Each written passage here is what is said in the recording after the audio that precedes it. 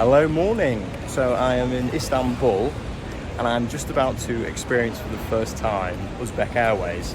Now, Dila isn't here with me, as she normally would be. She's from Uzbekistan.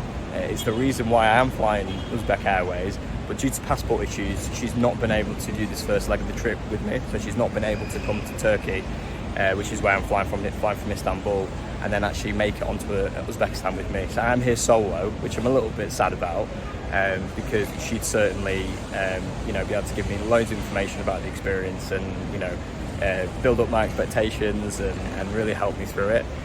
But I just wanted to kind of document this because it's a bit of an unusual airline. It's considered one of the world's most alien, strangest airlines. They don't fly to a huge number of routes. You can get them from the UK. You can do London to Tashkent, but we've come to Istanbul first, so I'm doing Istanbul to Tashkent. It's going to be the standard economy experience. So I'm all checked in. I am really interested to see how it's going to be. What's the entertainment system like? What's the food like? What's the experience like? I'm really, really looking forward to it.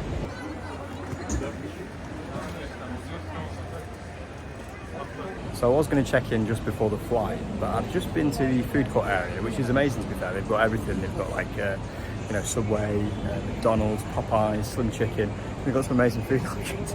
But just been to McDonald's. I thought, right, well, I'll fancy some protein, so I'll get like a triple burger and something, just to get some protein in, because it's difficult to find sometimes when you're travelling. And the triple cheeseburger, and I don't know if it's because of the Turkish lira going crazy at the moment, was for one burger, it was £15. It was 700 lira. So once I saw that, I was like, no, balls for that. I mean, that has to be the most expensive McDonald's burger I've ever seen. It's 700 lira for a McDonald's burger. It's crazy. So I'm going to have a look around. I'm going to see if there's anything else that might take my fancy. But if the food is that kind of money, I'll just wait until I'm on the plane. I'm sure I'll get something nice on there. Unfortunately, I couldn't get any preview footage of the plane. It was all boxed off from passengers. Just that quick window shot I got a moment ago. My first impressions were that this is an old-fashioned plane. It felt like I'd travelled back in time 25 years or so to the early 2000s.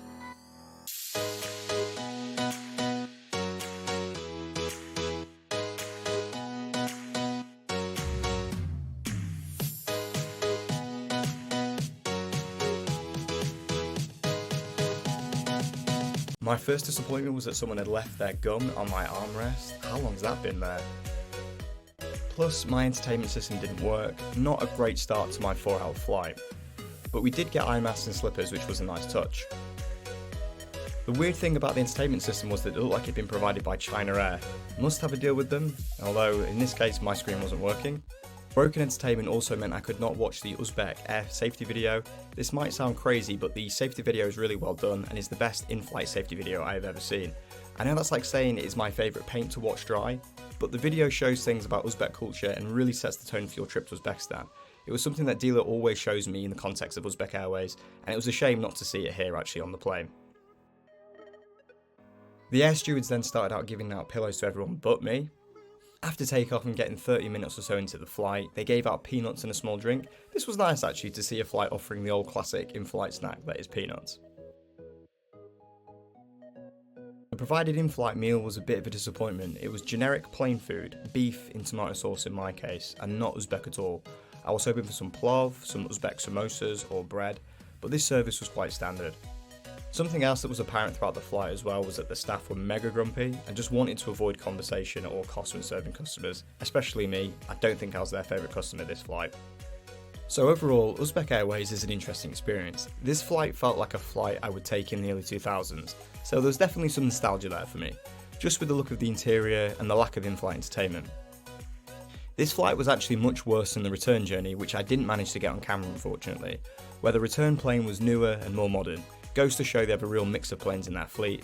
On the return leg, we got the safety video and the entertainment system was working thankfully. They even had some really interesting things on there like a Sir Alex Ferguson documentary, which I did enjoy.